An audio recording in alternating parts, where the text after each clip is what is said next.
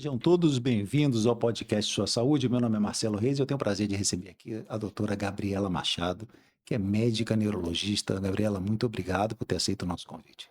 É uma satisfação poder vir aqui falar sobre esse tema tão importante. Gabriela, existe uma condição hoje que é pouco discutida ainda na sociedade, mas que às vezes assusta de quem vê ou propriamente as famílias que lidam com isso, que é o sonambulismo.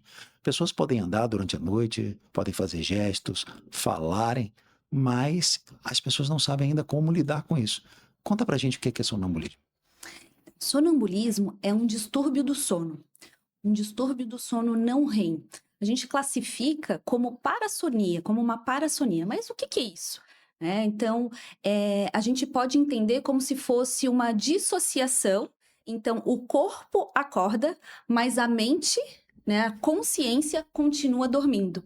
Então, o paciente acaba tendo esses movimentos de caminhar, fazer, às vezes até mesmo responder perguntas breves e não lembrar do que aconteceu, do que fez. Gabriela, sonambulismo pode ser considerado uma doença? A gente considera um distúrbio do sono, um transtorno do sono, essa condição. E quais são as causas do sonambulismo hoje? As causas, elas podem ser genéticas, elas podem ser fatores emocionais e pode ser também por uso de algumas medicações. Penso que aqui é bem importante um alerta, que a gente tem um público muito grande, adultos, que usam o Zolpidem, um indutor do sono.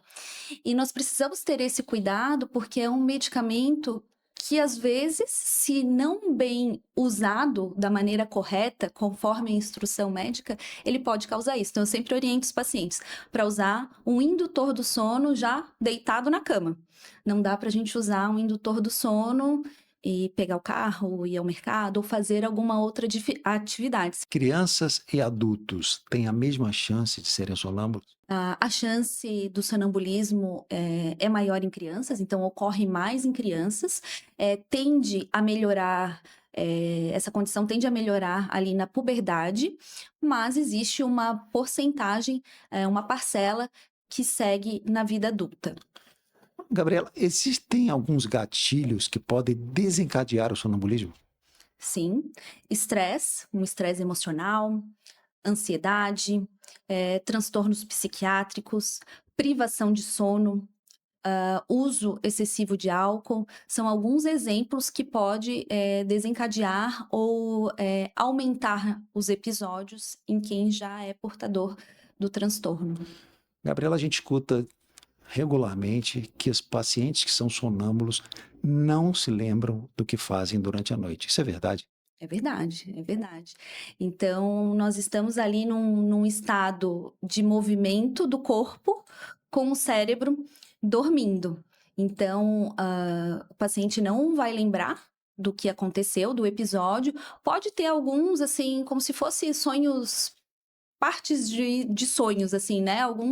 Algumas lembranças muito curtas, de algum momento, mas habitualmente não lembram realmente do episódio. A gente escuta também, Gabriela, que é perigoso acordar as pessoas que são sonâmbulas. Qual é a maneira correta de agir durante um episódio de sonambulismo? Perigoso em si para a vida do paciente não é, mas a gente não recomenda acordar, principalmente acordar aquele indivíduo de uma maneira brusca. Então, o que a gente recomenda? Daquele familiar, em primeiro lugar, manter a calma, o que muitas vezes é difícil, é um pouco assustador. Então, buscar conduzir aquela criança, aquele indivíduo, para a cama de maneira calma e tranquila, sem movimentos muito intensos, e de maneira tranquila, para ele retornar até o ambiente de descanso. Sonambulismo tem relação com estresse e ansiedade, Gabriela? Tem sim, ele pode ser intensificado por essas questões emocionais. Em relação a tratamento, existe tratamento hoje para as pessoas que têm sonambulismo? Quando a gente fala principalmente de crianças, a gente se refere, é muito importante a higiene do sono. Então, organizar o horário do sono, o mesmo horário para acordar e dormir, evitar bebidas, né, alimentos estimulantes como cafeína, chá preto, chá verde, refrigerante, excesso de açúcar, né, principalmente para as crianças, telas. Então, organizar, realmente fazer essa higiene do sono. E quando, for necessário, até mesmo em adultos, alguns medicamentos podem ser benéficos, dependendo da condição, e vai ser avaliado pelo médico. Alguns benzodiazepínicos podem ser necessários. Gabriela, qual a orientação prática que você daria para as pessoas que têm hoje a convivência com alguém que tem sonambulismo?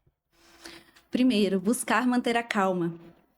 Buscar manter a calma. Penso que é a parte mais difícil, principalmente para os pais que cuidam daquela criança e se deparam no meio da noite, né, com uma criança acordada e de repente tentando sair de casa. Então, manter a calma, geralmente é algo que vai passar. Maior parte dos indivíduos chegam no período ali da adolescência e resolvem espontaneamente a condição.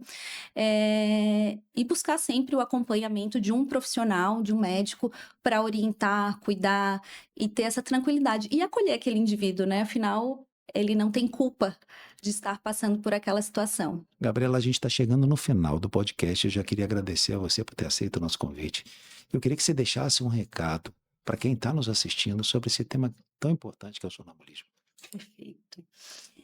Então, a gente precisa lembrar que o sono é um momento muito importante para o ser humano, para o indivíduo, para a família. Então, cuide do seu sono, cuide do sono da sua família.